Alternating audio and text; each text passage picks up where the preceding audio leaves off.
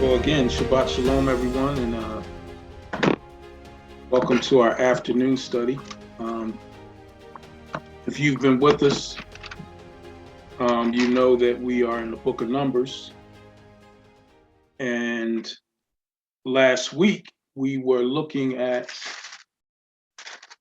chapter 26, and it was a look and a view into the change of the congregation.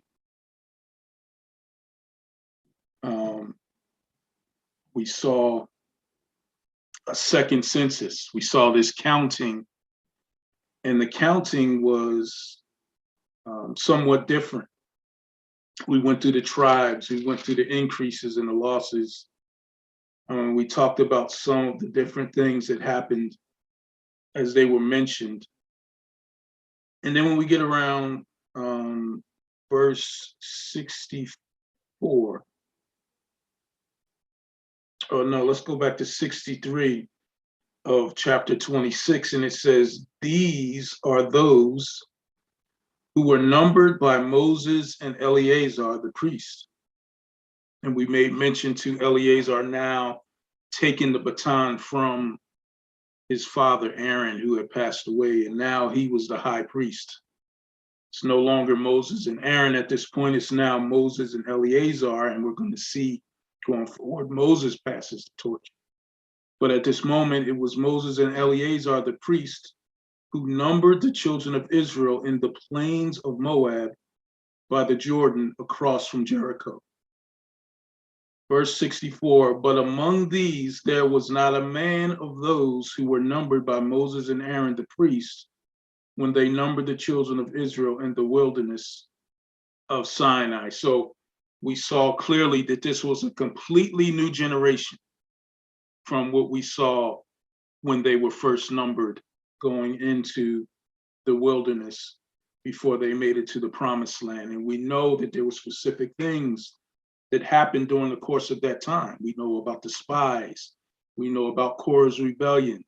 We know about all of the things that happened in regards to sin, where Yahuwah told them that none of them would see the promised land and that it would be their children that would get into the promised land. So this numbering that we just went through last week was a completely and a whole new generation. All had died off. Verse 65 tells us this, though, "For Yahuwah had said to them, they shall surely die in the wilderness.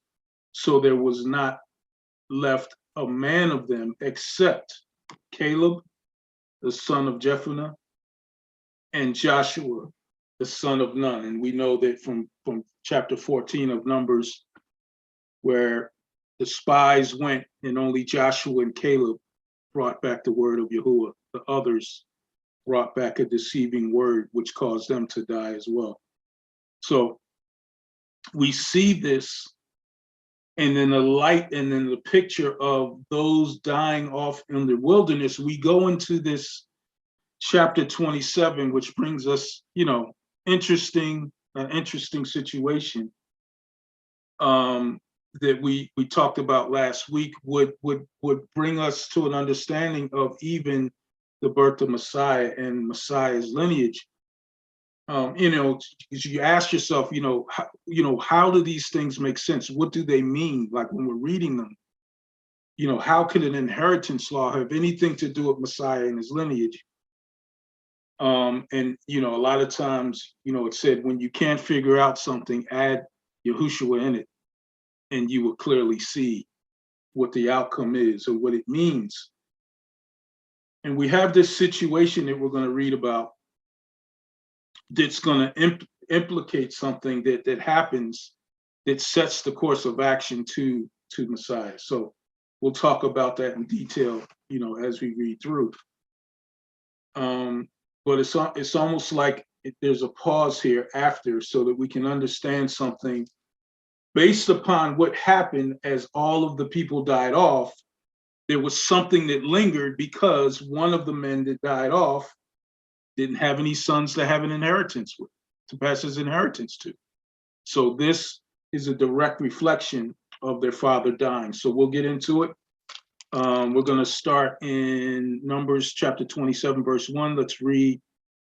Let's read the first 11 verses, and then we'll just kind of go back and break it down and explain it before we move on. Numbers chapter 27, verse 1 through verse 11. Who wants to be the first reader?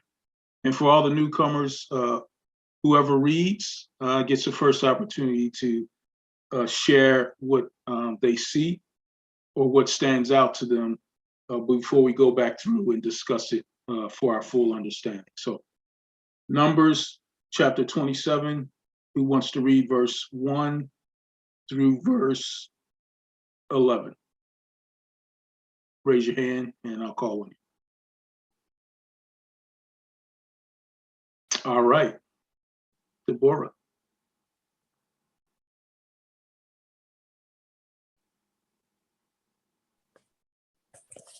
Okay, I have a new scripture book. It's the RSTNE, and some of the words are in Hebrew, and I might not know what all of them are, but starting in Numbers 27, it says, "Then came the daughters of Zelophehad, the son of Hepher, the son of Gilad, the son of Machir, the son of Manasseh, of the Mishpacha of Manasseh, the son of Joseph." And these are the names of his daughters: Mahlah, Noah, and Haglah, and Milcah, and Tirzah.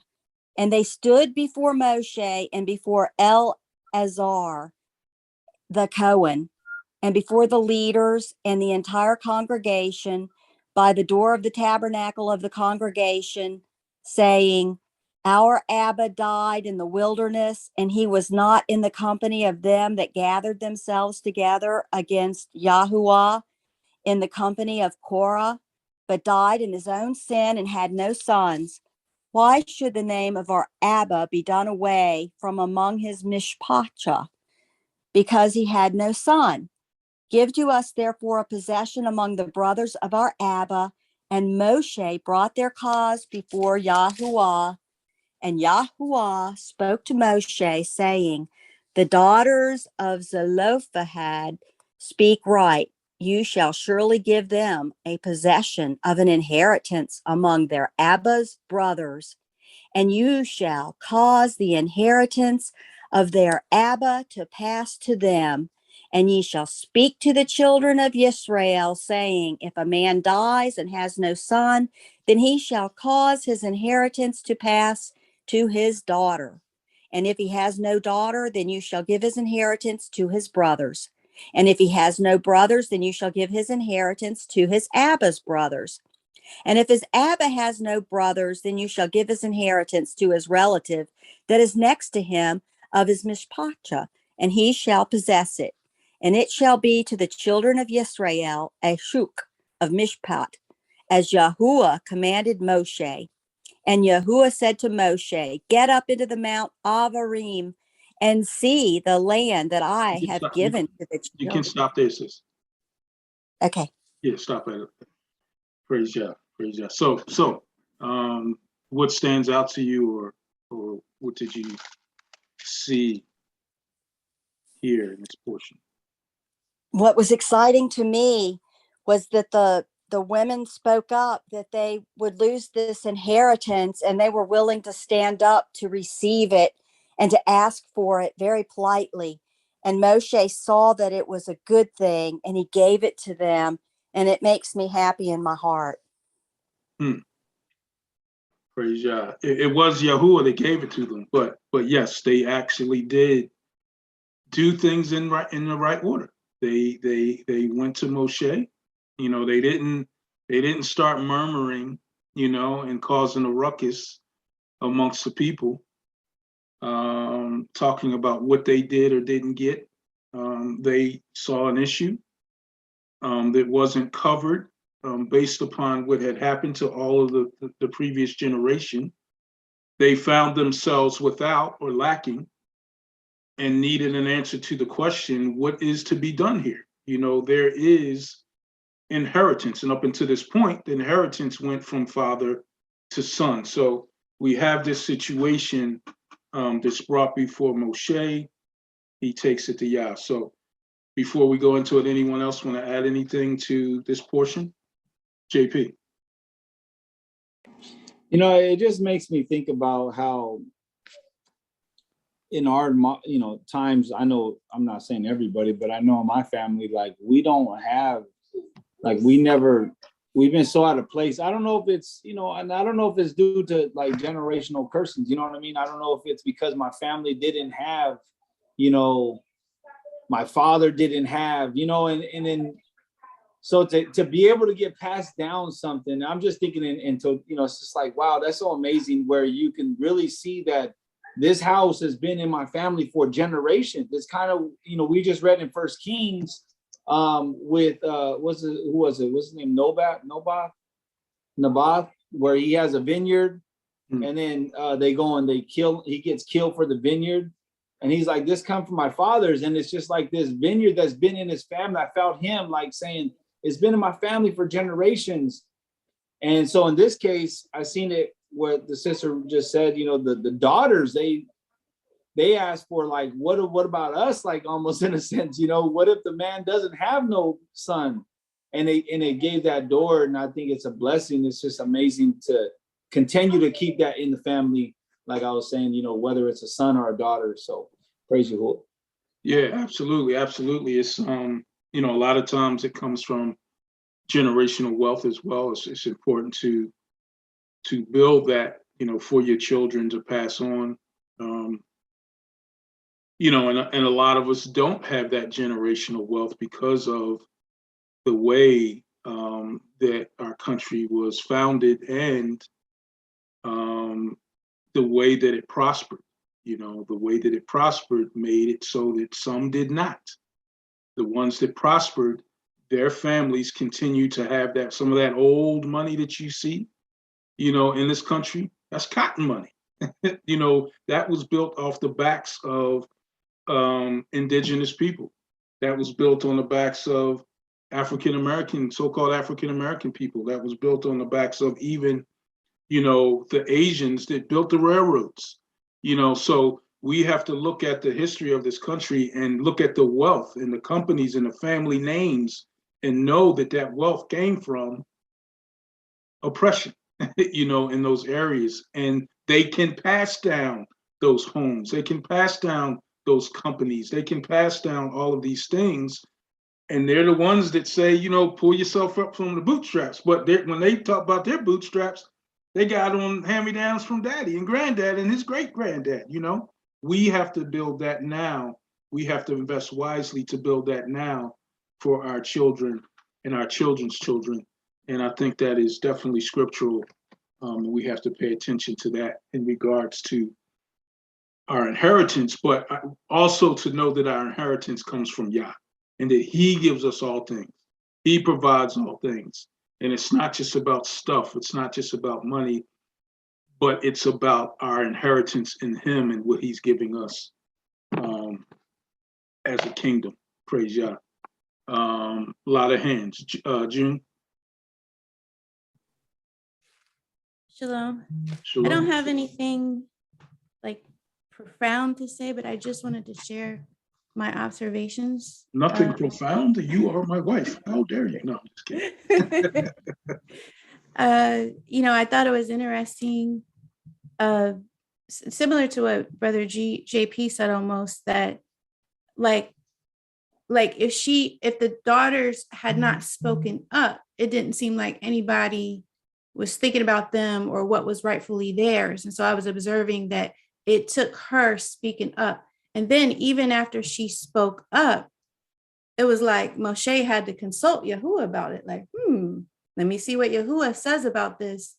And then it was also interesting to note, then Yahuwah gave very specific directions, concerning this. It's like he did have a parameter, but it was almost, it doesn't appear Yahuwah is restating anything that he had already told them about this situation. It was like, but Yahuwah was giving him wisdom. And that's why Moshe consulted him, probably because there wasn't anything previous in Torah. Absolutely. Very good points. There are times, and we see those times in scripture where specifically Moshe will go to Yahuwah to ask him something specific that is not covered specifically in his instructions already. And we have this situation because of the sin of the people, because there was no living male descendant from Zelophehad,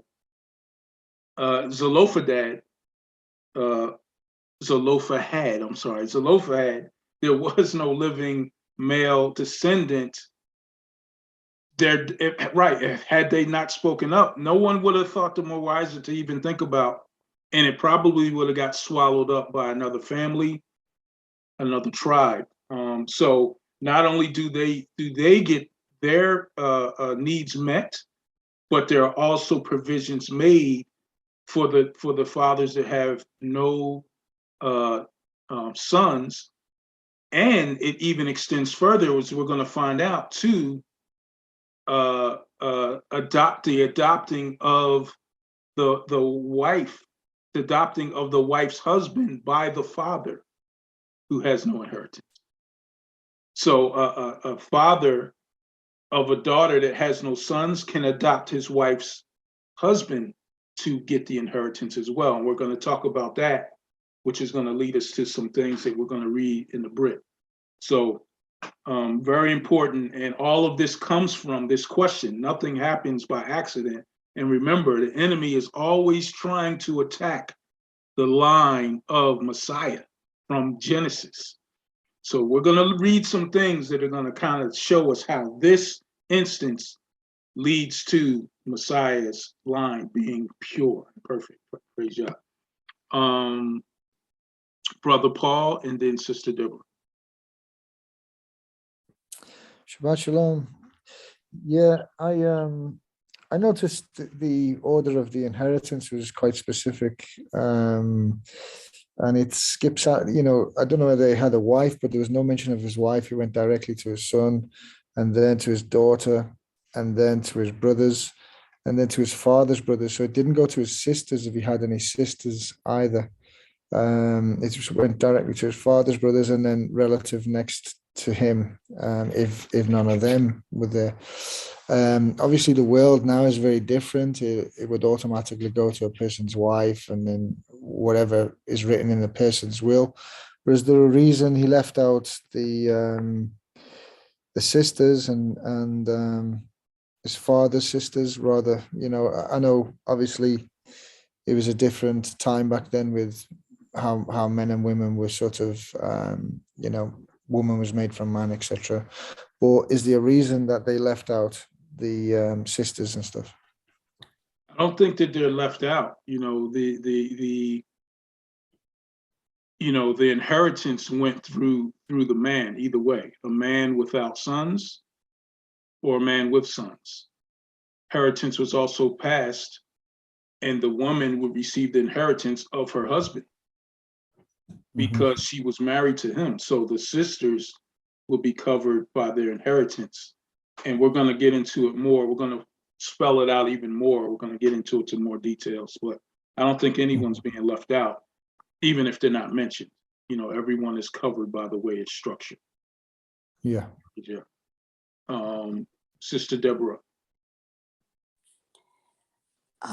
Praise Yah and everything and in all things. I want to mention that not only did the servants, the slaves suffer, but so did the natives. My grandmother's grandfather is Mushalatubi. He was the chieftain of the Choctaw Chippewa tribes.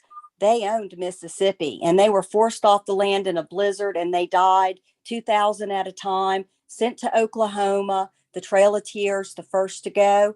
And my family migrated from there to Texas, where all my family was born. And the only inheritance that we have is what we worked for. And we are a totally mixed race people welcoming all races into her family. And that is a blessing from Yahuwah.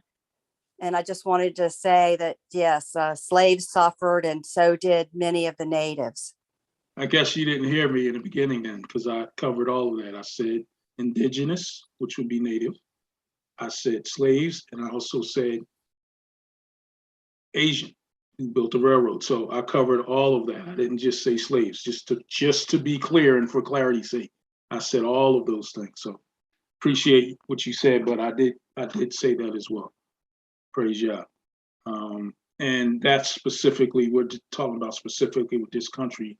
You know, inheritance goes beyond just what happened in the United States. I just used that as an example. So wanted to be clear on that. Praise Yah. So let's look at this a little bit. You know, I think, you know, one of the most important things that we need to see here, and this is the reason why I read the last couple verses of chapter 26, which mentions all of those that died in the wilderness. You know, we spoke about this being the next generation, you know, completely different. Not only two from that first count, and Joshua and Caleb crossed over into that number. So the first thing that they say, and this is an important declaration that the daughters made, they said, his death is not attached to Korah, right? His death wasn't a part of the rebellion. This isn't something that should be taken away, right? So this is completely setting the stage to making sure your statement is made clear. Like, you know, my father didn't just die. He wasn't part of the rebellion, right? He died in his own sin, meaning he was numbered of the ones that said they would no longer make it, that generation wouldn't make it. But it wasn't because of a rebellion, which was attached to Korah, which would make him lose his inheritance. Also, these were women of Yah, 5 daughters of Zelophehad who were women of Yah. You know, they did things decently and in order. They went to their elder. They asked him a question. He then went to Yahuwah to get the answer for that question. And when we do things decently and in order, when we do things, you know, specifically the way they're outlined for us to do in handling conflicts and problems and situations, you know, Yah always gets the glory, and the answer is always given. So we have to make sure that we follow those guidelines outlined in scripture in the way that we approach every situation, because everything we have for life is right here, you know, so we know where to go to, we know where we get it. So these 5 women, as always been stated, are seeking their inheritance. So let's look at a situation that arises from this. Let's turn to Numbers chapter 36. And I'm gonna call on Brother Paul, because Paul, you know, mentioned something about someone being left out or people being left out. So I wanted him to read this for us so that we can, you know, further look into the situation and how it grows and things are added on, and we see all of these different parts of this one question that make provision for the people of Yah when they don't have or seemingly don't have an inheritance. Numbers chapter 36. Paul, if you would, could you read from verse 1 through verse 11? Yeah, brother. 1 second. And the leaders of the Afot of the Mishpachot of the children of Gilad, the son of Machir, the son of Manasseh, of the Mishpachot of the sons of Yosef, came near and spoke before Moshe and before the leaders, the main Avot of the children of Israel. And they said, Yahuwah commanded my master to give the land for an inheritance by lot to the children of Israel. And my master was commanded by Yahuwah to give the inheritance of Zelophehad, our brother, to his daughters. And if they are married to any of the sons of the other tribes of the children of Israel, then shall their inheritance be taken from the inheritance of our Ahavot, and shall be put into the inheritance of the tribe into which they are received. All right, so stop there, stop there. So, Yeah. so we see a stipulation here. So they get the inheritance, right? What does it say? Unless they marry sons of other tribes. So they have to marry sons Uh-huh. of the same tribe. So they're in the tribe of what?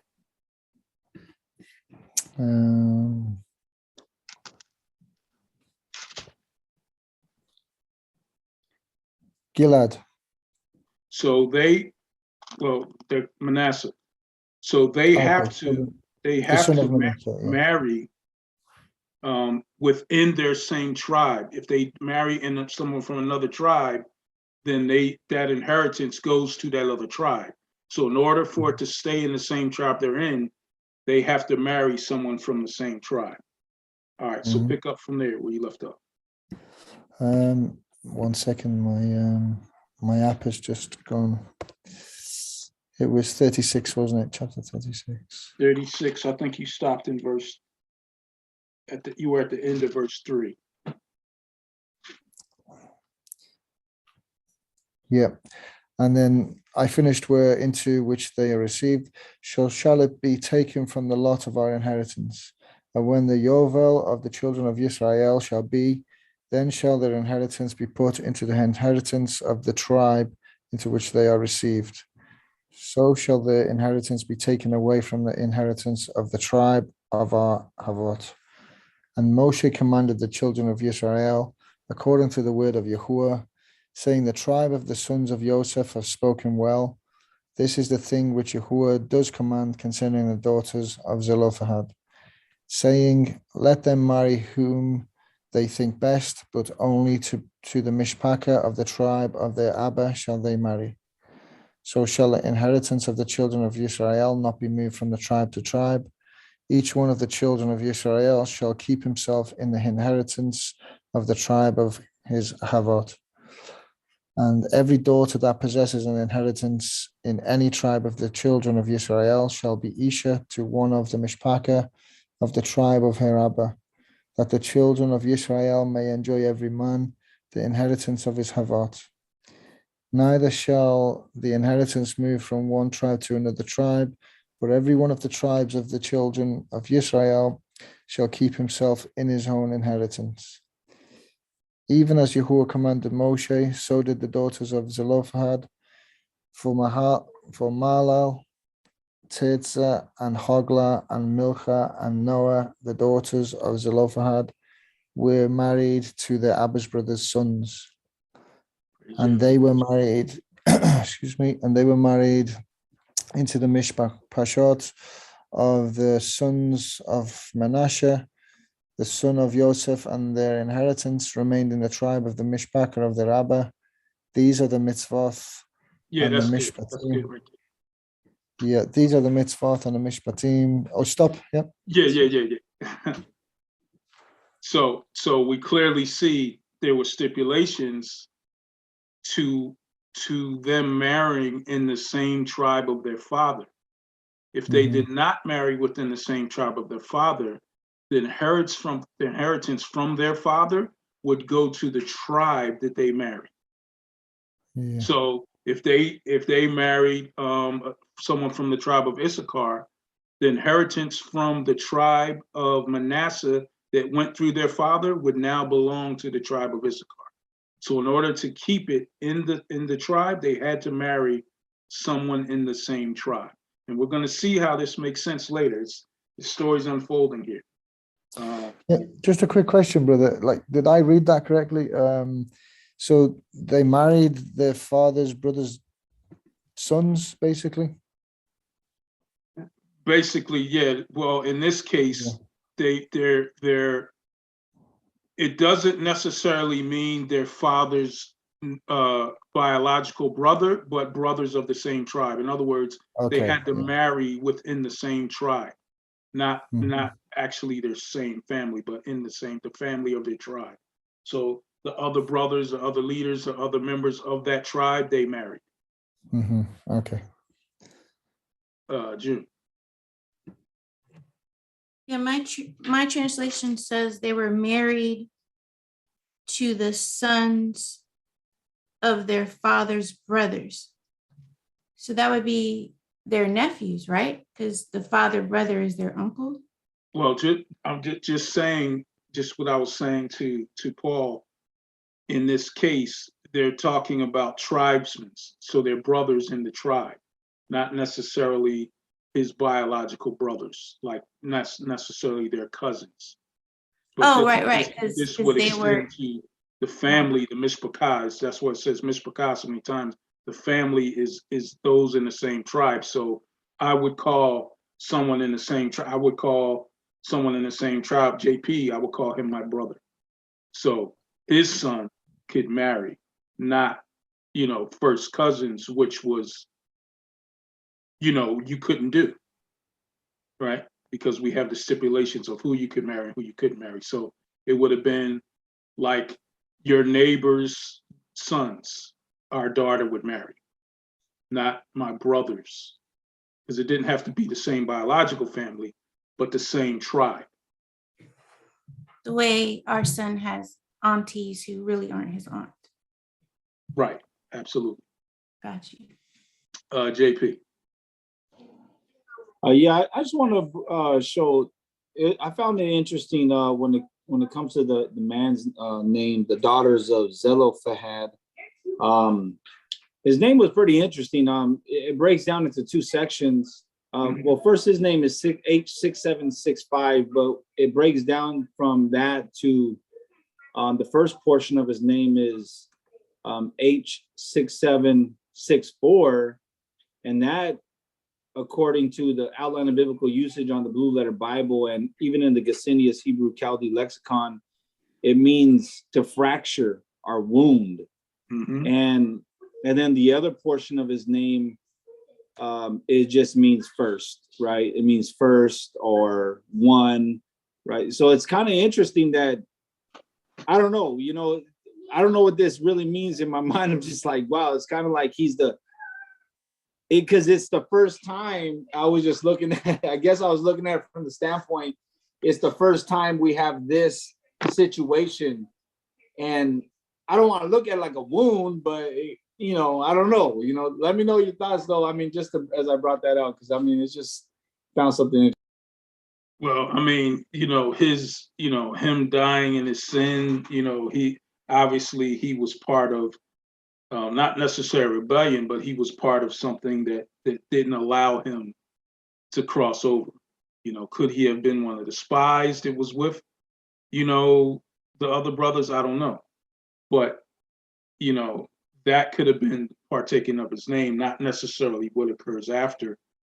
But I did look up the names of the daughters, which were interesting as well. The Mela, I didn't find a meaning for, but Noah comes from Nua, N-U-A, which means to quiver or to waver or to tremble.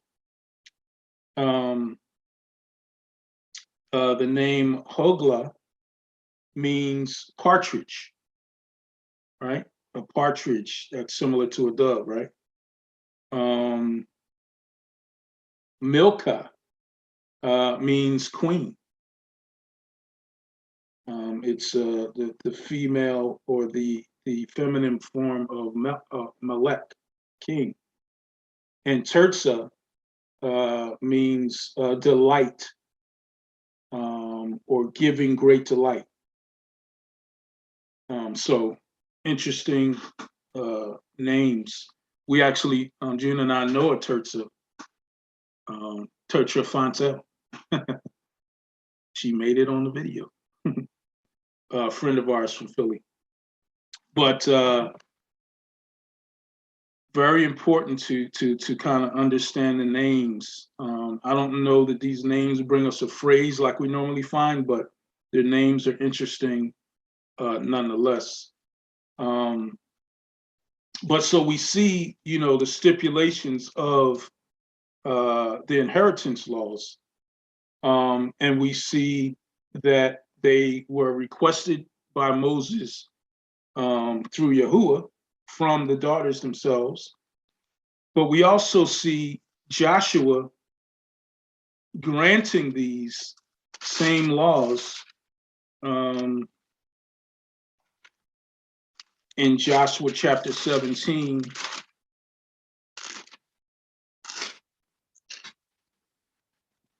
Verse 3, it says this.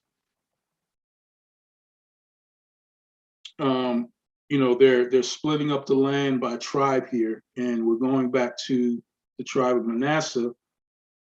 And it says, verse 3, but Zelophehad, the son of Hepher, the son of Gilead, the son of Machir, the son of Manasseh, had no sons, but only daughters. And these are the names of his daughters: Melah, Noah, Hoglah, Milcah, Tirzah. And they came near before Eleazar the priest, before Joshua the son of Nun, and before the rulers, saying, Yahuwah commanded Moses to give us an inheritance among our brothers. Therefore, according to the commandment of Yahuwah, he gave them the inheritance among their fathers. 10 shares fell to Manasseh, besides the land of Gilead and Bashan, which were on the other side of the Jordan, because the daughters of Manasseh received an inheritance among his sons, and the rest of Manasseh's sons had the land of Gilead. So we see Joshua actually implementing, when they got into the land, the portion that they asked for during this present time with Moshe, because we know Moshe did not himself cross over into the land. So interesting to see that unfold. But part of this was also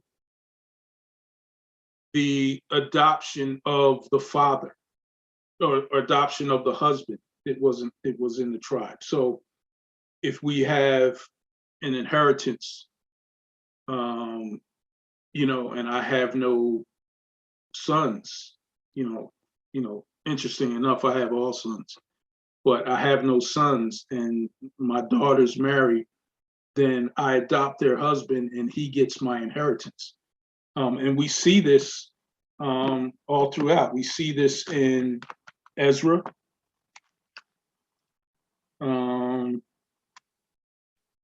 Someone turn to Ezra chapter 2, and read verse 61 for me. Just raise your hand when you get it. I don't want you guys to hear too much of me.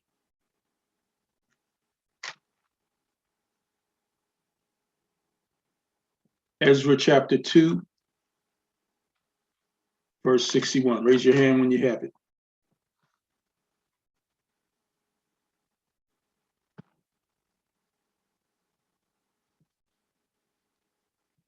Go ahead, Sister Marshall. Verse 61. And the children of the priest, the children of I'm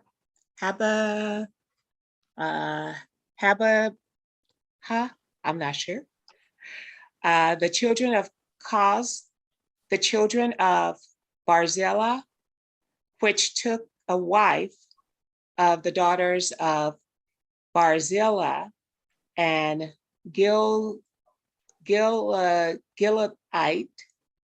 and was called after their name. So the husband got the inheritance and was adopted by the father of the bride. We see that? That same thing is repeated in Nehemiah chapter 7, that same occurrence. And then we have the same thing occur in the Chronicles. First Chronicles chapter 2, I'll read for brevity of time. First Chronicles chapter 2, And we see this, coming from the family of Hezron. And then we have the family of Jamil. First Chronicles chapter 2, verses 34 and 35 say, now Sheshan had no sons, right? Only daughters. And Sheshan had an Egyptian servant whose name was Jarha. Sheshan gave his daughter to the servant as a wife, and she bore him a tie. So we have a servant being adopted by Sheshan to marry his daughter and receiving their inheritance from that tribe. And that's amazing, because it sets forth all of the things that we see in regards to adopting of the father, and it anticipates, watch this, it anticipates the lineage of Messiah. And this is one of the things I wanted to show you guys. So you guys remember Jeconiah? Remember, he was an evil man, right? What tribe was Jeconiah from? Anybody remember right offhand?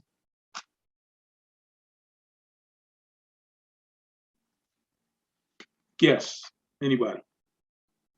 Well, don't guess. Intelligently guess. I don't remember Jeconiah. You don't? How about Coniah? Same person. Ring a bell? How about Jeremiah? Chapter 22. What's the question? Jeremiah chapter 22, we see the woes that Yahuwah is dropping down on the son of Jehoiakim, Jehoiakim, the son of his son, which was Coniah, same name as Jeconiah, who was a king of Judah. So this was the tribe of Judah. Listen to me now. Remember, I told you the enemy has been trying to dissipate, is trying to make null and void, has been trying to crush the line of Messiah from the beginning, right? Look what happens here. Jeremiah chapter 22. I'm going to start in verse 24. This is a message to Coniah, who is also Jeconiah, right? Same person. As I live, says Yahuwah, though Coniah, the son of Jehoiakim, king of Judah, so he's the prince, wear the signet on my right hand, yet I would pluck you off and will give you into the hand of those who seek your life. Speaking of Jeconiah, and into the hand of those who face you fear. The hand of Nebuchadnezzar, king of Babylon, and the hand of the Chaldeans. So I will cast you out, and your mother who bore you, into another country where you were not born, and there you shall die. But to the land to which they desire to return, they shall not return. Is this man Coniah a despised broken idol, a vessel, which is no pleasure? Why are they cast out? He, listen to this, and his descendants, and cast into the land which they did not know. O earth, earth, earth, hear the word of Yahuwah. Thus saith Yahuwah, write this man down as childless, a man who shall not prosper in his days, for none of his descendants shall prosper sitting on the throne of David and ruling anymore in Judah. So the bloodline, the family line of this prince, Jeconiah, would be cast out. No inheritance in this line from Judah, right? Now this becomes important because in Matthew, it's all going to tie together in a second. In Matthew chapter 1,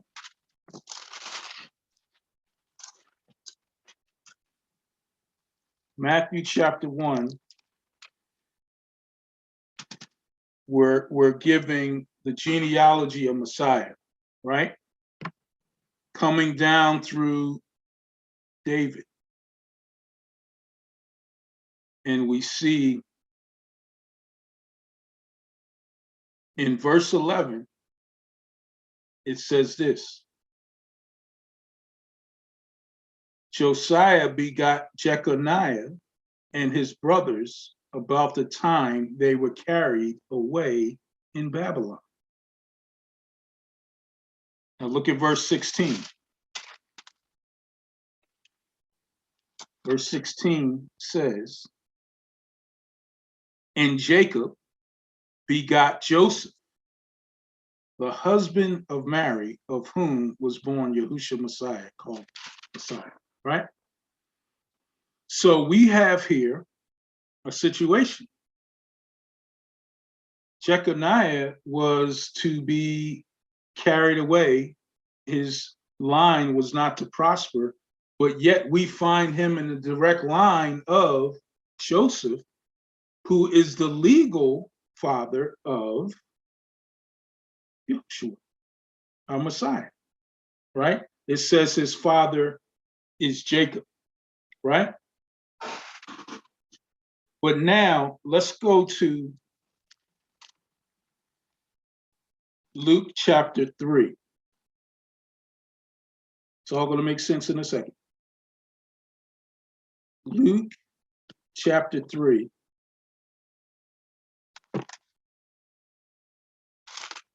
I would like for someone to read Luke chapter 3, verse 23.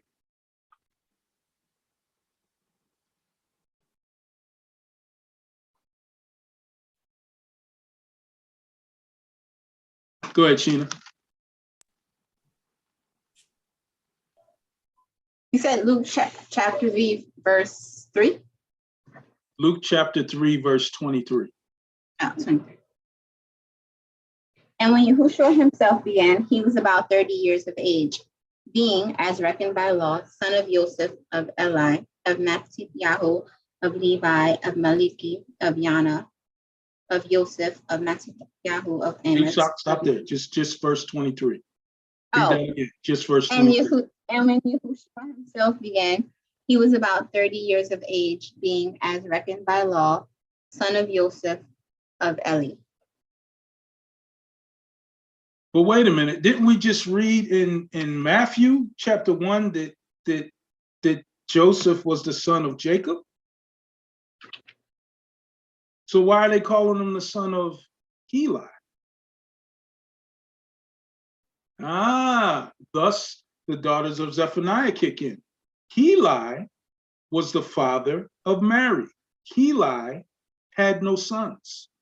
Heli adopted Joseph as his sons, which gave him the inheritance of his father, which also by the legal standpoint made it okay for him to legally be his father and for the Messiah's line not to be tainted, because he's not of Jeconiah any longer, because he's adopted by the father of the bride, who's in the same tribe of Judah and married someone in the same tribe, because her father had no sons.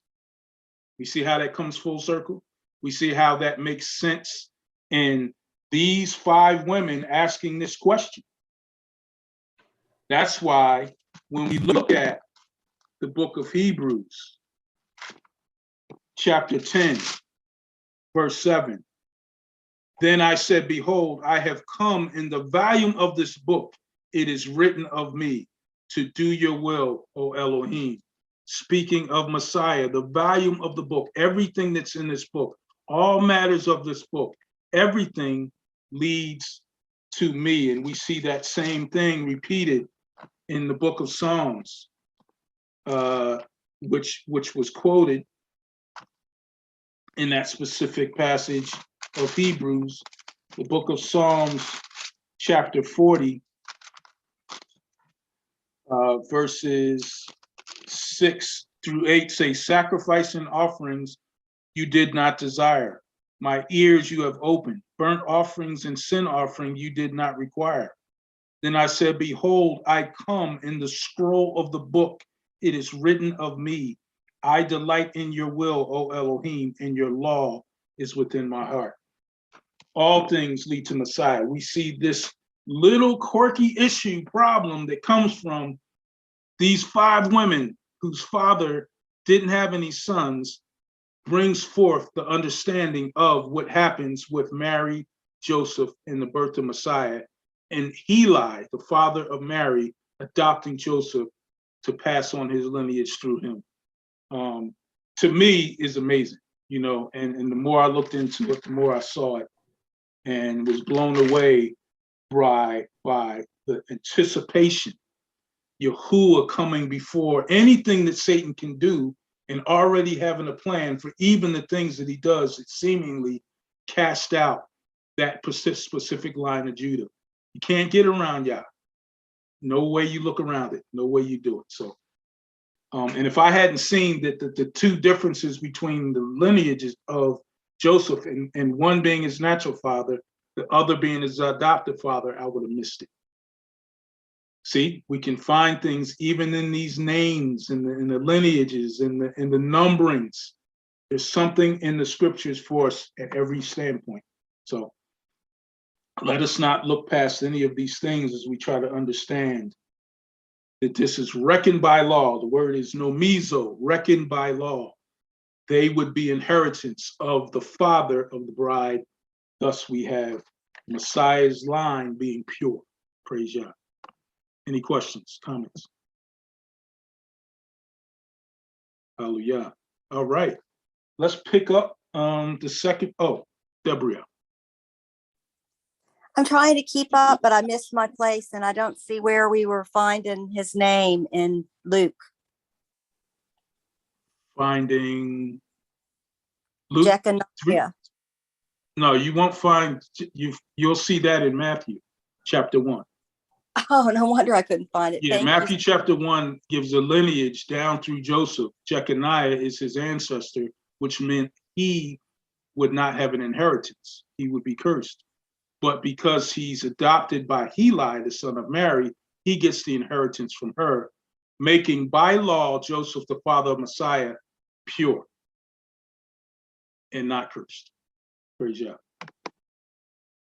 All right, let's pick up in chapter 27 of Numbers. We left off in verse 12. Can I get another reader? And this particular portion is a little sad, but nevertheless, we got to go through it and talk about it. Numbers chapter 27, let's pick up in verse 12. June. Verse 12 to where? Verse 12 to 23, so the rest of the chapter. Okay. Hallelujah. No And big you- words in here. Verse 12. And Yahuwah said to Moshe, go up into this Mount Abarim and see the land which I have given to the children of Israel. And when you have seen it, you also shall be gathered to your people as Aaron your brother was gathered. Because you rebelled against my mouth in the wilderness of Tzizin, in the strife of the congregation, to set me apart at the waters before their eyes. These were the waters of Meribah at Kadesh in the wilderness of Zin. And Moshe spoke to Yahuwah, saying, let Yahuwah, the Elohim of the spirits of all flesh, appoint a man over the congregation, who goes out before them and comes in before them, who leads them out and brings them in, so that the congregation of Yahuwah be not like sheep without a shepherd. That'll be one of my comments.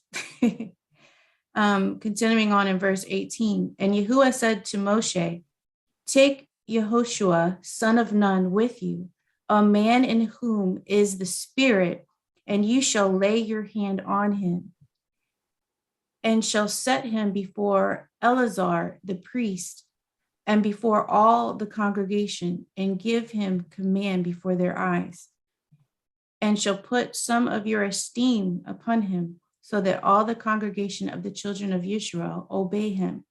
And he is to stand before Eleazar the priest, who shall inquire before Yahuwah for him by the right ruling of the Urim.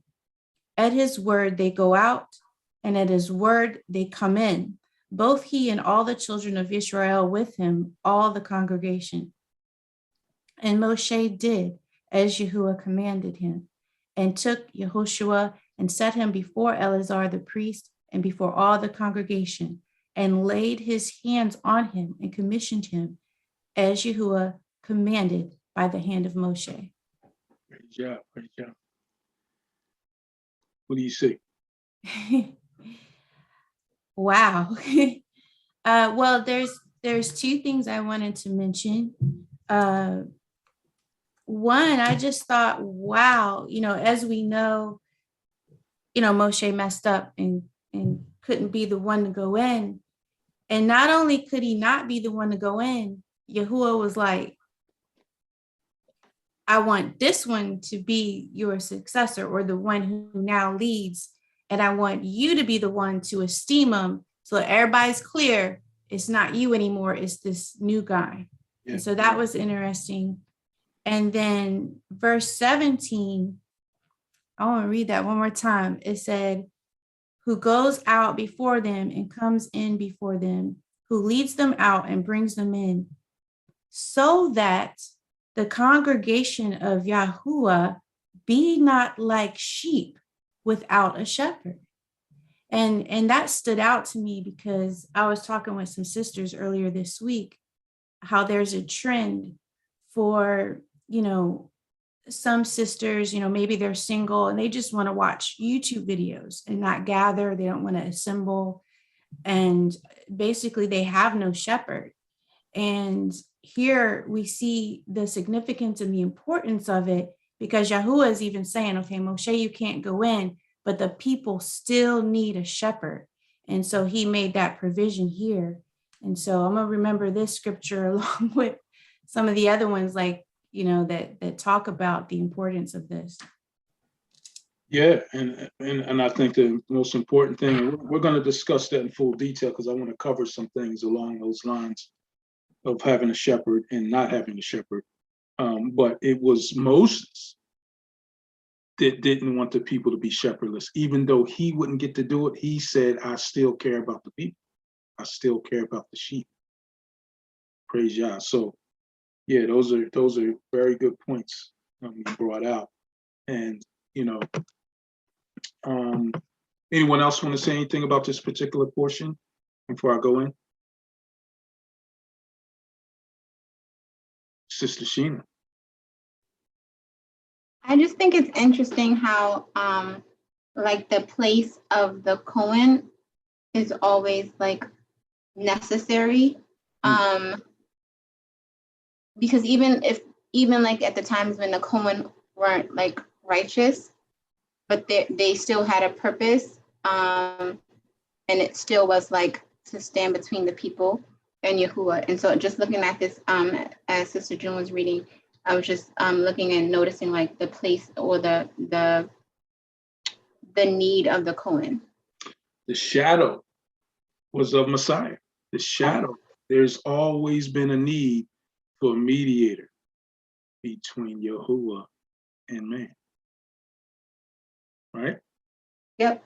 Once that was broken. So we see that clearly. Praise Yah. Great point, sister. Brother TL. Shabbat Shalom, family. Shabbat, brother. I think you just kind of answered my question because I was going to ask Yehoshua, son of Nun, Mhm. was that symbolic or forthcoming of the Messiah? Because the name is very close. That's his name. That's exactly the name. Yep. As a matter of fact, you know, we have portions of the New Testament which mention, you know, it'll say in some manuscripts, it'll say Jesus, when Jesus led them in the wilderness, you know, but it's speaking of, it's the mix up of the translation from Yahushua, Joshua, to changing the name of Messiah to Jesus. So they mixed it up. So in some manuscripts, they changed that to Joshua. So yeah, the name is the exact same. It's the exact same. Yahuwah saves. Praise Okay, Yah. don't want and I'm reading from the Hallelujah scriptures. I have Yehoshua with the O, and I thought the name was Yahushua with the U. It's the same name. Same name. I appreciate it. You'll find different spellings of the names being the same, just like we saw Jokaniah in some instances, and then in other instances we see Kanaya. It's the same name, same meaning, you know, depending on the translation at that time. All right, thank you.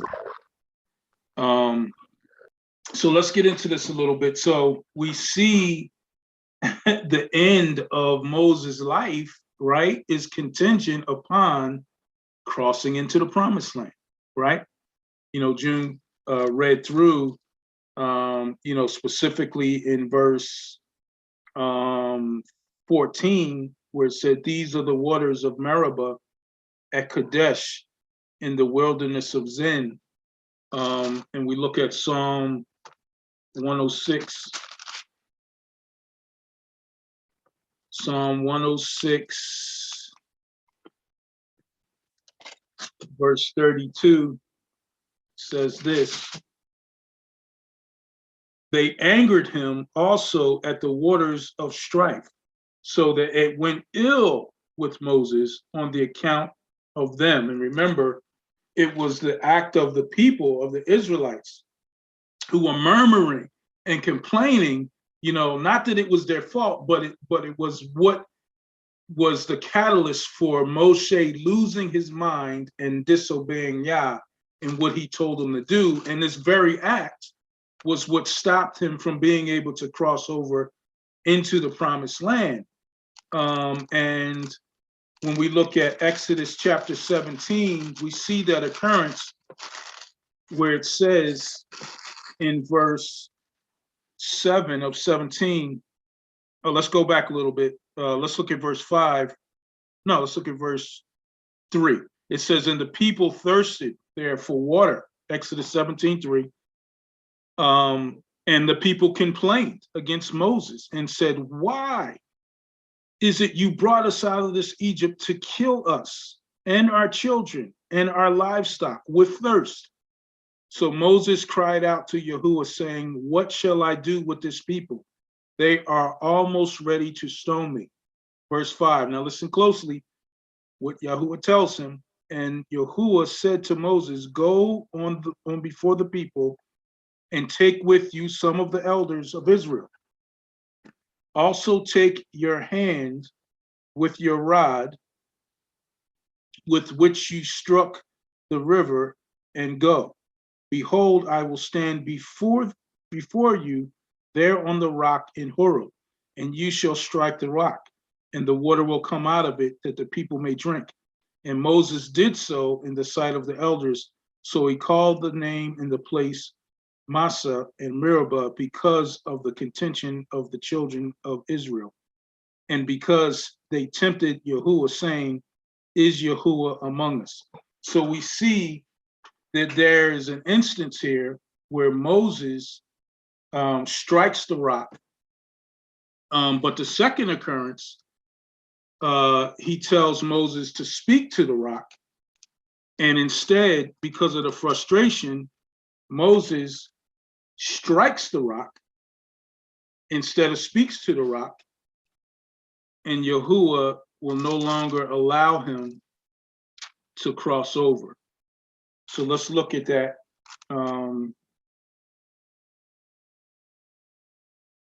In Deuteronomy chapter 20, I'm sorry, Deuteronomy chapter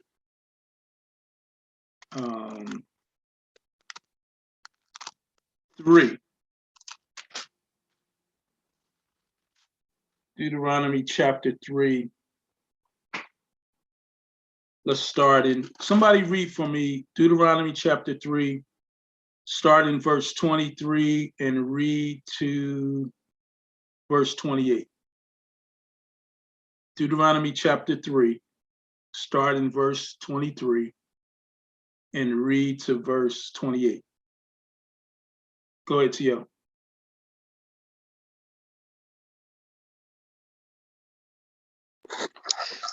Give me 1 minute.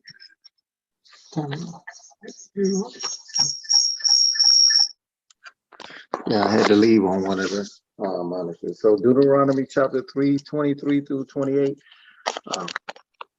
And I pleaded with Yahuwah at that time, saying, O Adonai Yahuwah, you have begun to show your servant your greatness and your strong hand, for whom in a mighty one, who is a mighty one in the Shemayim or on earth, who does according to your work and according to your might.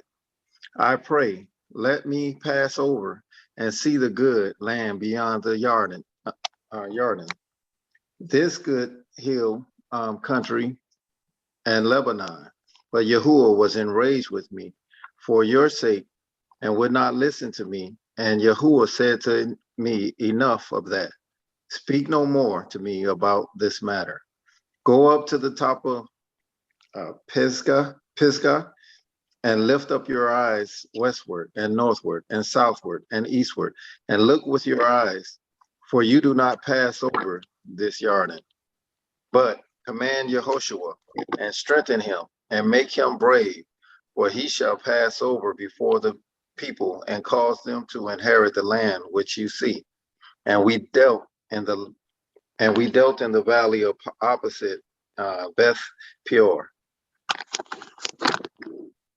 Beth Peor, praise Yah. So we see clearly that because of what happened in the second occurrence, remember, we didn't read it, but it's in Numbers chapter 20, where Moses, he strikes the rock instead of speak to the rock.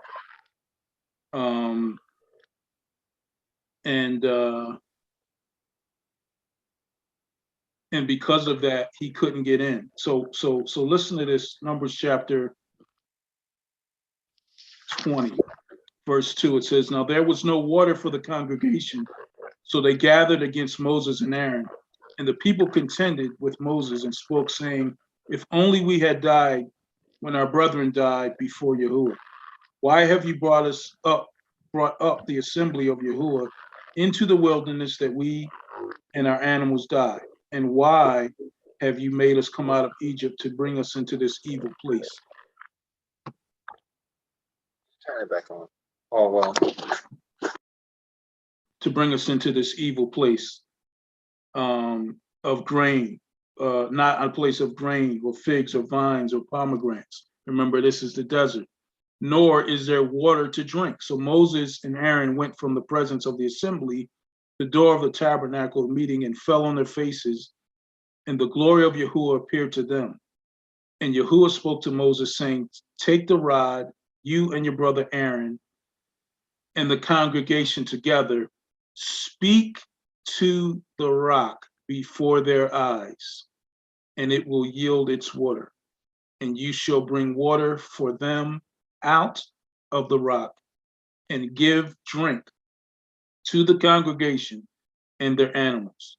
So Moses took the rod from Yahuwah as he commanded, before Yahuwah as he commanded. And Moses and Aaron gathered the assembly before the rock and said to them, hear now, you rebels. That's not what he told them to do. Hear now, you rebels. Must we bring water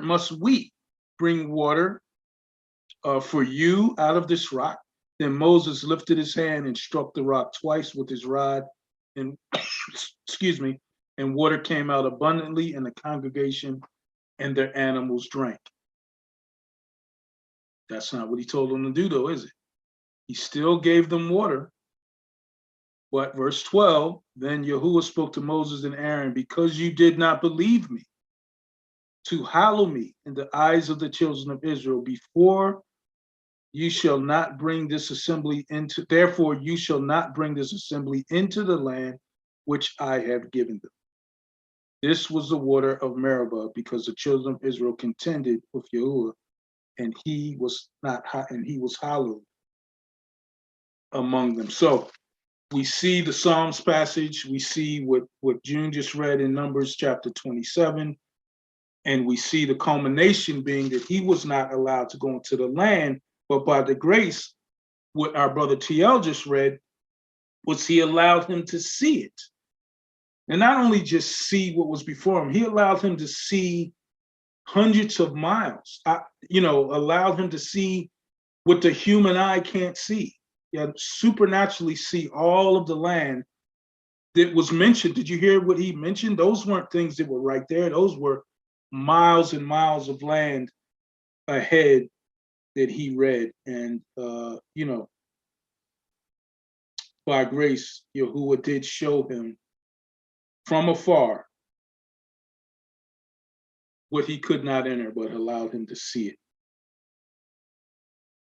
Praise Yah. So when we look at, it's a couple things to look at. And, the reason I called this sad, because when we get to June, let me go to you and then we'll continue. Yeah, sad is a good word. I was gonna just note that Moshe not making it in, it was sobering for a few reasons, because one, we have to remember not to get frustrated with us, with people of Yah. And it didn't matter that he had followed orders correctly all up until that point. It just took the one time, him getting frustrated, that he didn't make it in. So we have to, we have to continually ongoing do the right thing and not just rely on what was in the past. And then the other thing I was thinking about, like, Yah knew before he asked him, like the first time he said, hit the rock. And the second time he said, speak to the rock. When you think about it, Yah knew what he was going to do before he asked him.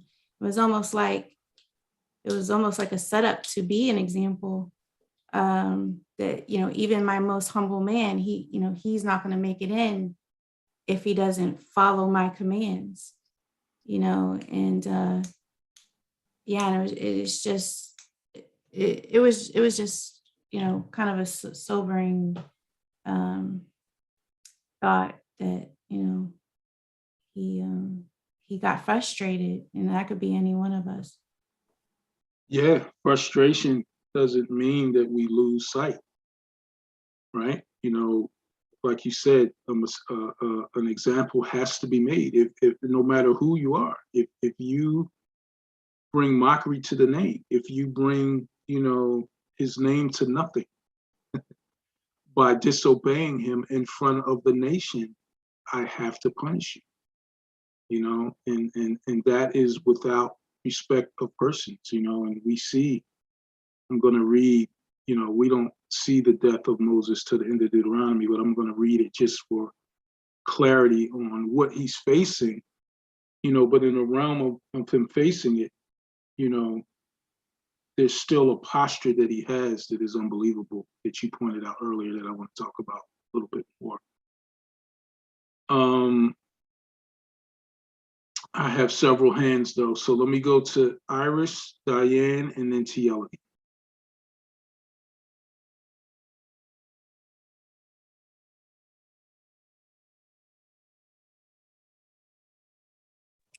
Shabbat Shalom. Shabbat shalom, sister.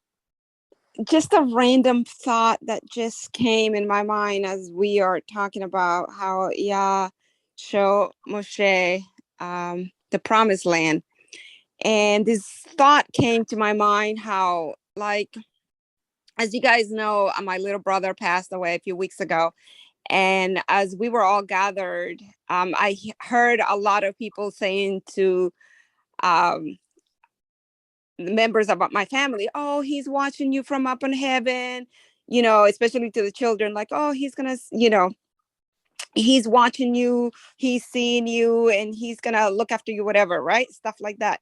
But this thought came to my mind as Yah show Moshe while he was alive the promised land, and then wondering, well, if after he passed away, Moshe, you know, like people say, oh, you will be able to see from heaven, you know, what's going on here on earth. I mean, yeah, show him the land while he was alive and not after he would sleep, you know. So that was kind of random thought that came to my mind, that what happens after we passed away, kind of saying, we can't see anything once. I don't know. I'm just wondering. Yeah, no, that's a good point. You know, we are asleep. You know, right. Paul clarifies that we are asleep, and I think a lot of people say that it sounds good. You know, he becomes my dad becomes my guardian angel now, my mother, you know, those things, they're watching down on us, they're looking down on us right now, and they're pleased with what they see. Those things are, you know, they're good, you know, touchy-feely things that people do to deal with death. You know, one of my main contentions is the reason there's so many different aspects to dealing with death is because we were never meant to deal with death. We were meant to live. You know, death came by way of sin. Sin is death. And so we look for different ways to cope with it versus finding life. And I think that statement is part of it. And, you know, it does go to show that, you know, he wanted to show him while he was alive before he went to sleep, because I'm about to read when he dies. He's not watching anything.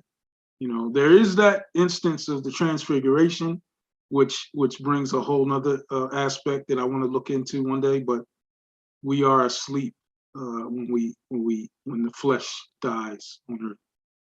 Praise Yah. Good point, sister. Sister Diane. Yes, that was a beautiful point, sister. I wanted to go back to what we were saying about Moses and relationship. Can you hear me okay? I'm on my cell phone, which I usually don't use. Okay, thank you. In relationship to Moses striking the rock over speaking to the rock, and what Sister Jill was saying, just in the mind's eye, imagine the reaction of the people had Moses spoken to the rock. You know, talk about, you know, supernatural event. Now, you know, they were accustomed to the rod. They knew the story of, you know, Aaron's rod, and, you know, the power that Yahuwah gave to the rod and what that rod meant and what it represented. But imagine if Moses had done exactly as Yahuwah told him to do. But what kept on coming to mind in terms of Yahuwah being a Yahuwah of order, and he means what he said, and he says what he means. You know, he told us what to do and what not to do. I think of the verse Ephesians 4:26. Ephesians 4:26 says, "Be angry, but sin not." You know, and he means that. You know, from Moses, before Moses, from the beginning, from the garden, we can be angry. You know, for Yahushua got angry himself. We know he got angry at the fig tree. You know, there were other times he got angry at the Pharisees a lot. And there are a lot of examples out there where we see anger. Anger is a natural human emotion. It is what we do with the anger that Yahuwah holds us accountable for. And the thing he says, do not do is sin because of your anger. So I just wanted to share that bit right there. Thank you. Praise God. No, that's real good, sister. And I'm glad you brought that up because I want to give you another perspective. We read in 1 Corinthians chapter 10, verse 4, that rock was Messiah. And in the same way that he was smitten once on the tree, never to be smitten again, the same way he was hit once, struck once by Moshe. Second time he was supposed to speak to him. He was striking Messiah instead of speaking to him to give him the water. So we also have to look from that perspective as well. But great point, sisters. Very good points. Thank you. Brother TL. Yes, Brother Rod. My thinking was along the lines of Lydia's. Was in fact Lydia? Oh, did I say the name wrong? I'm sorry. I don't know what you're talking about. Yeah, just be specific what you mean. Okay, all right. So my was the punishment that was issued by Yahuwah actually a prognosis of Moses's death, or Moshe's death, that he was not going to enter into the promised land? Was that actually cutting him off from life after that? Or had he gone into the promised land? I guess I'm trying to, it just crossed my mind, would he have continued to live? Was that an indication he would have continued to live longer? Oh, I see what you're saying. Yeah, well, it doesn't say, it just says because he did and was disobedient before the eyes of the people, he had to render that punishment and he would not be allowed into the promised land, right? That's why the passage you read in Deuteronomy, what did he say? Let's go back. He said to him, because he was stating his case, right? We looked at as being, man, this is harsh, maybe all the times he did the right thing, this one time, but it says he pleaded. He says, then verse 23, chapter 3 of Deuteronomy, then I pleaded with Yahuwah at that time, saying, "O Yahuwah Elohim, you have begun to show your servant your greatness and your mighty hand. And what God is there in heaven or on earth who can do anything like your works and your mighty deeds? I pray, let me cross over and see the good land beyond the Jordan, those pleasant mountains and Lebanon." But Yahuwah was angry with me on your account and would not listen to me. So Yahuwah said to me, enough of that. Speak no more to me on this matter. Like, no, Moses, you are not going in, and we will not speak about this matter again. And that leads me to the other portion, because this is the reality that Moses was seeing. This is what Yahuwah was showing him was going to happen. Chapter 34 of Deuteronomy. Then Moses went up from the plains of Moab to the Mount of Nebo at the top of Pisgah, which is across from Jericho.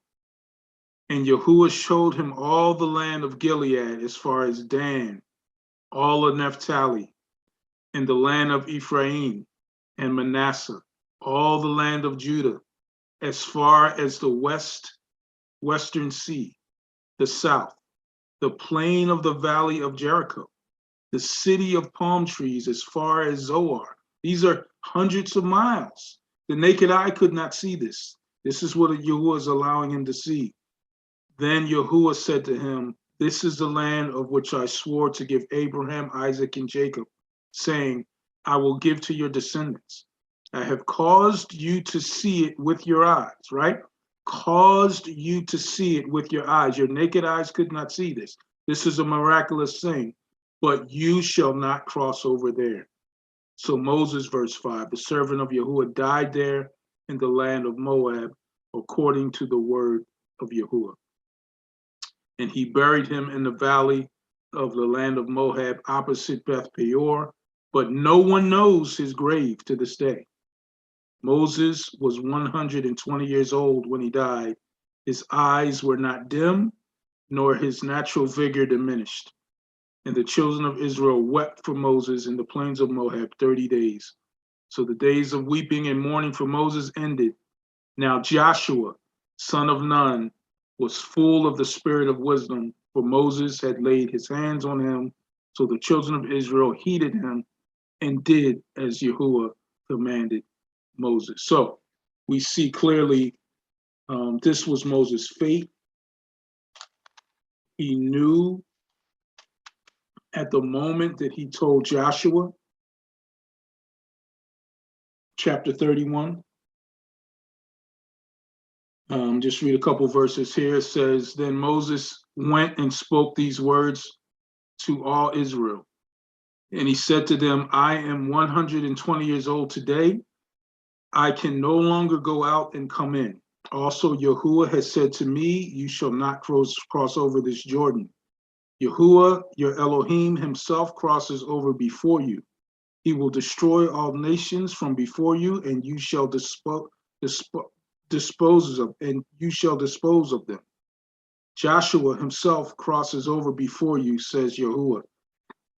He said, and Yahuwah will do to them as he did to Sihon and Og, the kings of the Amorites and their land. And when he destroyed them, Yahuwah gave them over to you, that you may do them according to every commandment which I have commanded you. Be strong and of good courage. Do not fear nor be afraid of them. For Yahuwah your Elohim, he is the one who goes with you. He will not leave you nor forsake you. Then Moses called Joshua and said to him in the sight of all Israel, be strong and of good courage, for you must go with this people to the land which Yahuwah has sworn to their fathers to give them. And you shall cause them to inherit it. And Yahuwah, he is the one who goes before you. He will be with you. He will not leave you nor forsake you, nor do not fear nor be dismayed. So we see, in light of all that was facing Moses, all that he wanted and desired, even to see the land, in his to his might, he didn't waver when it came from making sure and being concerned with the children and the nation, making sure that they would be taken care of. So Yah's choice was Joshua here. Yah's choice was Joshua, and there are certain things that he says about Joshua that we'll go into in a second. But let me hit the hands again, Sheena, excuse me, and then Jim. Yeah, I was gonna say, I think our initial reaction to or people's initial reaction to what happened with Moshe is like, man, look at everything he did right though. But I think that's because of us, or like the same thing with Cain, like why he didn't accept his sacrifice. I think it's because it's our own fear. And but Malachi just brought up something. He was saying that, yeah, but he buried him. Before you read it, he was like, yeah, but didn't he bury him himself? That shows something, right? And not only did he bury him himself, it says no one knew like where he was buried, and then you read it. But I think people can forget, but there are consequences to the actions. But if he was still valued and appreciated for what he did for the people. It wasn't like he was just like dismissed and everything was like for naught. Praise Yah. Absolutely. Very good. Jim. Yeah, it's interesting Sis Sheena brought that up, because when you were reading Deuteronomy 34, I kept reading the last two scriptures, and one of them, well, so verse 10 says, and since then, no other prophet has arisen in Israel like Moshe, whom Yahuwah knew face to face. And then that kind of had me, because I know we either had discussion or I seen another scripture where it said no one has seen Yahuwah and lived. In my translation here says, like Moshe, whom Yahuwah knew face to face. And then the other thing in the scripture before that, because you were just talking about Yahushua, son of Nun, that Yahuwah had appointed him. And I just thought it was interesting because it says, my translation says, and Yahushua, son of Nun, was filled with the spirit of wisdom because Moshe had laid his hands on him. So it was interesting how through the laying on of hands, Moshe's hands, that he basically had the Ruach to help him, empower him to do what it is he needed to do. Yeah, a couple things there. So there is stipulations to being chosen by Yah, and the laying of hands was just a process of, excuse me, by which things are sanctioned through Yah. The Ruach was already in Joshua. You know, it wasn't the laying of the hands that put him in it, but the laying of the hands was the sanctioning before the people, because we see that in chapter 27, verse 18, it says, and Yahuwah said to Moses, take Joshua the son of Nun with you, a man in whom is the spirit, right? So that was before. Then he says, and lay your hands on him, whom, and lay your hands on him, set him before Eleazar the priest and before the congregation. So, Okay. yeah. So it before just it says was filled with the spirit of wisdom. So what does that mean? he has his Ruach, right? So when Joshua and Caleb, you know, were the two spies that came back with the wisdom of Yah, that was filled with his Ruach. You know, his actions, his adherence, his love for Yah, his love for his commandments stood out amongst the people. He was the next in line. And because he possessed that, Moses was to sanction it by the laying of the hands before the people. And one of the things I wanted to do was to show how this is not only what happens here, but this is what happens throughout Scripture. If we look at Acts chapter 6. And you guys remember, this is when they were looking for deacons to assist in the work of the ministry so that they can do the things that they needed to do. And it says, seek out, verse 3. It says, therefore, brethren, seek out from among you 7 men of good reputation, full of the Ruach and wisdom, whom we may point over the business, but we will ourselves give ourselves continually to prayer and to the ministry of the word. So we see that is a prerequisite to be filled with the Ruach, to be a man of Yah prior to being selected. Once you're selected, you know, it is before the eyes of the people. That's why it's important when selecting leaders, you know, as we look for young brothers, you know, to come up, you know, and possibly be deacons at some point, you know, and even elders at some point, you know, we're looking for men that are filled with the Ruach, men who are standing uprightly, whose life speaks of the evidence of that. But not only that, the people have to recognize it too. There's no way Moses would have been able to stand Joshua up before the people if the people didn't also believe it. So if I say, you know, this guy Eric just joined the fellowship yesterday, hey, let's make him an elder. The people, y'all gonna be like, huh? What do you, we don't know him. Like, who is he? Where did he come from? You know, who's his family? Do his wife and kids serve Yahuwah? You know, no. Everything that happens is done by a collective understanding that this man is a man of Yah. We see that all throughout the book of Acts. The people also see the transfer of power and agree. You know, when we named JP as a deacon, all the people in unison said yay and amen. And that's the way it should be every time. It shouldn't be, it should be about time, yay, praise Yah. Same thing with marriage. You know, a couple gets together, they want to get married.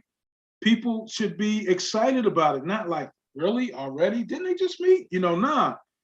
You know, there is a time frame by which all of the things that you do for Yah are being inspected and being confirmed. And I think this is what Yah is telling them. Look at Acts chapter 13. Now, this particular passage is special to me because this is the passage that was preached when I first turned my life over to Yahushua, right? Acts chapter 13, verse 1 says, now in the church that was at Antioch, there were certain prophets and teachers, Barnabas, Simeon, who was called Niger, Lucius of Cyrene, and Manaen, who had all been brought up with Herod the Tetrarch and Saul. As they ministered to the master and fasted, the Ruach said, now separate to me Barnabas and Saul for the work to which I have called them. Then, having fasted and prayed and laid hands on them, they sent them away. So here, the Ruach sanctioning Paul and Barnabas to take the message to Europe in Mesopotamia, where the word had not gone prior to, and these three men from African regions laid hands on Paul and Barnabas before they sent them out. This was an important passage to me because the understanding of it led me away from all of the things that I was believing prior. When I give my testimony, I'll break that down a little more for all of you to understand. So soon come, that soon come. Praise Yah. So we see clearly a direction in choosing men and choosing women for the service of Yah. Like, there's no prerequisite other than the Ruach is in them and moving in them, and their life speaks it. Like, we're not to be hasty in movement towards people that lead and speak to our people. Jeremiah, you know, let's continue. Let's just look at these passages. Jeremiah. Let's look at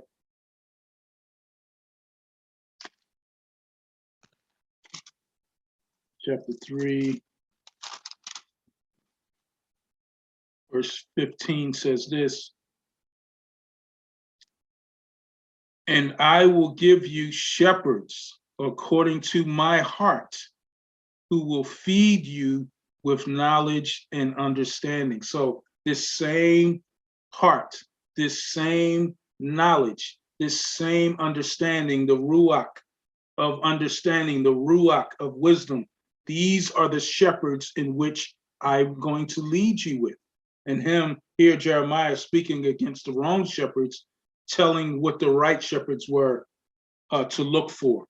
Again, Jeremiah chapter 23 says this in verse 4, says, I will set up shepherds over them who will feed them, and they shall fear no more, nor be dismayed, nor shall there be lacking, says Yahuwah. Is that not the same thing that he said to Moses about Joshua? Right? So we see a consistent pattern in the Torah, in the writings, in the prophets, and in the brick. We saw it in Acts. Let's go back. Let's go back to the brick. Let's hear from Yahusha himself. I think some of you guys know where I'm going. John chapter 21. What does he tell his right-hand man, Simon Peter? John chapter 21.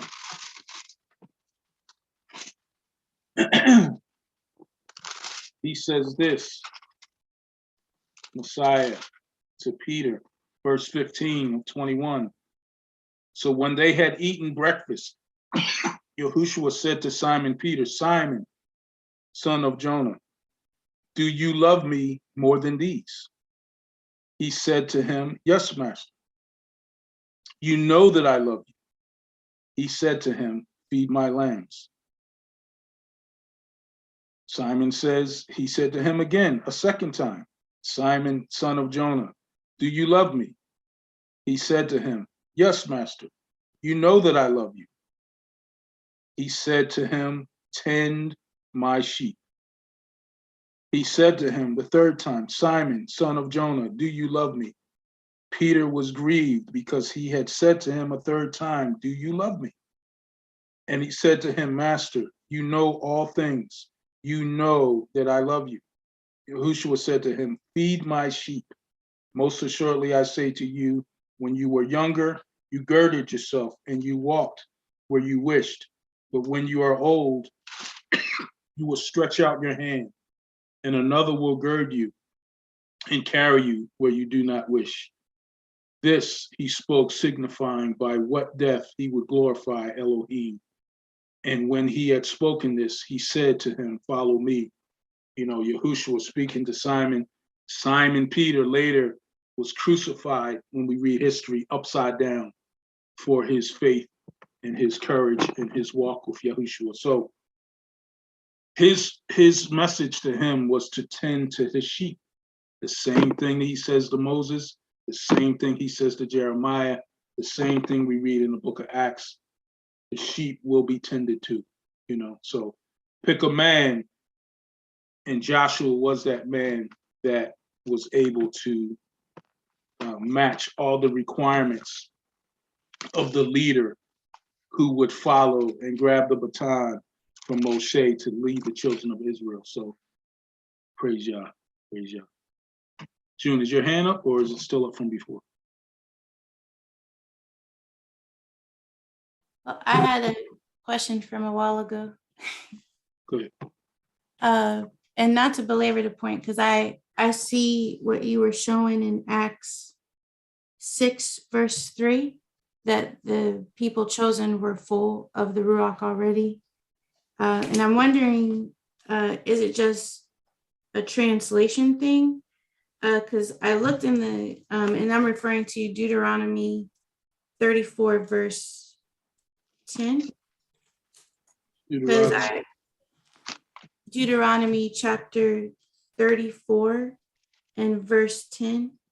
Because I noticed, I like did the, you know how you do the parallel between the two versions. So in King James, it reads, and Joshua, the son of Nun, was full of the spirit of wisdom, semicolon. Even the punctuation is different here. Semicolon. For Moses had laid his hands upon him, and the children of Israel hearkened unto him and did as Yahuwah commanded Moses. And then in the other translation, it actually reads, and Yehoshua, son of Nun, was filled with the spirit of wisdom, for Moshe had laid his hands on him, period. You see how, like, to me, it changes the meaning. Like one is saying he was full, and the other one, he got filled because Moshe laid his hands on him. So it was tripping me up a little bit. Yeah, I don't know that it says that he's filled because he laid his hands on him, but I think that the way that the sentence is structured, it can lead you to think that way, because Yahuwah knew who he was going to choose before he told Moses to lay his hands on him. Well, I agree that he already had the Ruach. I agree with that. So that's why I was inquiring what is the spirit of wisdom, unless you're saying that is the Ruach. Yeah, it is. That's why I read the other passages in Jeremiah and in John and in Acts, because it confirms what the Ruach brings, wisdom and truth, right? That the decisions that are made, you know, even back to, let's look at, here's how we'll confirm it. In the passage that you read in Numbers chapter 23, or I'm sorry, 27, it says this in verse 21, it says, he shall stand before Eleazar the priest, who shall inquire before Yahuwah for him by the judgment of the Urim. And remember, this is the judgment of the Urim and the Thummim. And you guys remember that, I presume them, right? The Urim and the Thummim was the perfect knowledge by which they would judge. It was the two stones in chapter 28 of Exodus. It was part of the breastplate of the high priest. Chapter 28, verse 30 says this.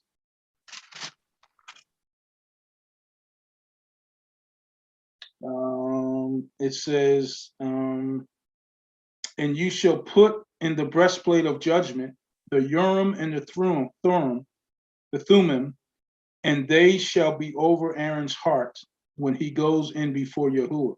So Aaron shall bear the judgment of the children of Israel over his heart before Yahuwah continually. So the Urim and the Thummim were both, you know, they're supposed to present light and perfection. And it was so that he can give right rulings and judgment to the people by the wisdom of Yah. That's what they carried. So the Ruach, in the same way, gives the spirit of wisdom of Yah to you and to anyone who is indwelt with it. That's what is being said here in regards to the indwelling of the Ruach in in Joshua as a predecessor to Moses. You would have to have the indwelling and the wisdom of the Ruach in order to lead Yah's people. Bloom for Yah, you had your hand up?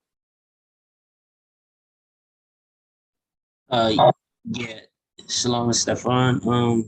I mean, you pretty much said it. I was just gonna offer to read to reaffirm what you were saying. The spirit of the spirit of wisdom. Hold on one second. All right, can you hear me? So the spirit of wisdom is an attribute of what Yah gives you.